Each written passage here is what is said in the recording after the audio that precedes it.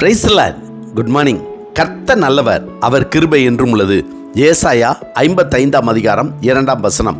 நீங்கள் எனக்கு கவனமாய் செவி கொடுத்து நலமானதை சாப்பிடுங்கள், அப்பொழுது உங்கள் ஆத்துமா கொழுப்பான பதார்த்தத்தினால் மகிழ்ச்சியாகும்.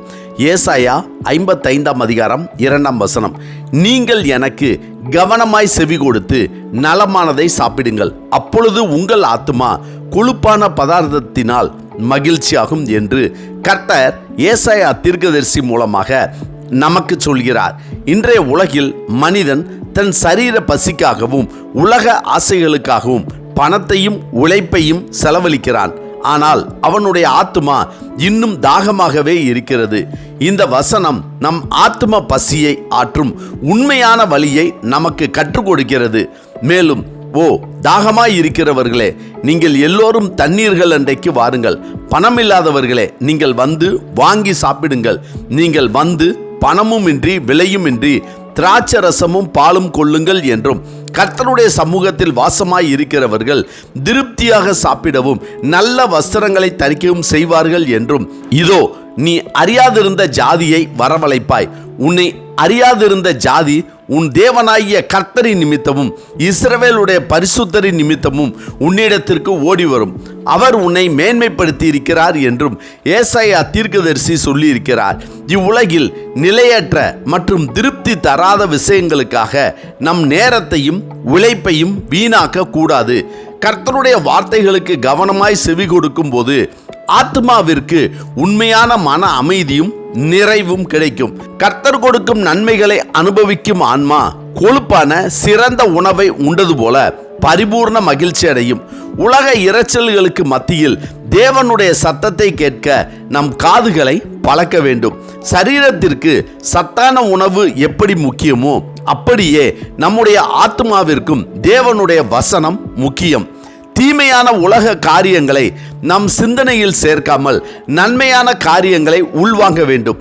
மனுஷன் அப்பத்தினால் மாத்திரமல்ல, தேவனுடைய வாயிலிருந்து புறப்படுகிற ஒவ்வொரு வார்த்தையினாலும் பிழைப்பான் என்று ஆண்டவராய் இயேசு கிறிஸ்து சொல்லியிருக்கிறார்.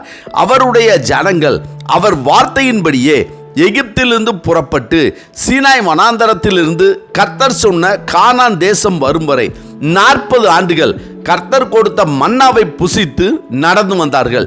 எனவே நாம் தேவனுக்கு செவி கொடுத்து அவர் வசனத்தை உட்கொள்ளும் போது, அவர் வார்த்தைகளுக்கு கீழ்ப்படியும் போது நம் ஆத்மா உலக சமாதானத்தை விட மேலான கொழுப்பான ஆவிக்குரிய ஆசீர்வாதமான சந்தோஷங்களை பெறும்.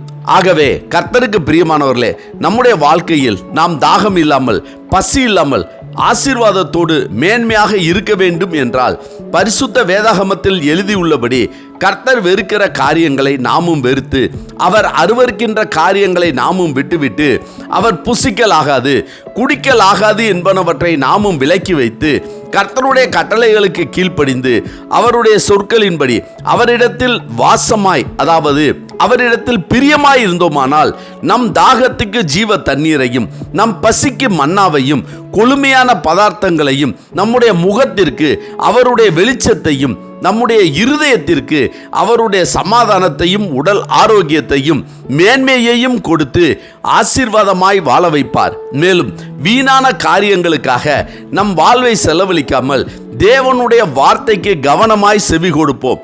நலமான ஆவிக்குரிய உணவை உட்கொண்டு ஆத்மாவில் தெய்வீக மகிழ்ச்சியை பெற்றுக்கொள்வோம். அம்மேன். ஜெபிப்போமா. சர்வ வல்லமையுள்ள சேனைகளின் தேவனாகிய கர்த்தாவே, எங்களுடைய தாகத்துக்கு ஜீவ தண்ணீரையும் எங்களுடைய பசிக்கு மன்னாவையும் கொழுமையான பதார்த்தங்களையும் எங்களுடைய முகத்திற்கு உம்முடைய வெளிச்சத்தையும் எங்களுடைய இருதயத்திற்கு உம்முடைய சமாதானத்தையும் உடல் ஆரோக்கியத்தையும் மேன்மையையும் கொடுக்கும்படியாக உமக்கு கவனமாய் செவி கொடுக்கக்கூடிய ஞானத்தையும் கிருபையையும் கர்த்தர் எங்களுக்கு தர வேண்டும் என ஆண்டவராகிய இயேசு கிறிஸ்துவின் இன்ப நாமத்தில் ஜெபிக்கிறோம் நல்ல பிதாவே. ஆமேன், ஆமேன். கர்த்தர் நல்லவர், அவர் கிருபை இன்று முழுவதும் நம்மோடு கூட இருப்பதாக. அம்மேன்.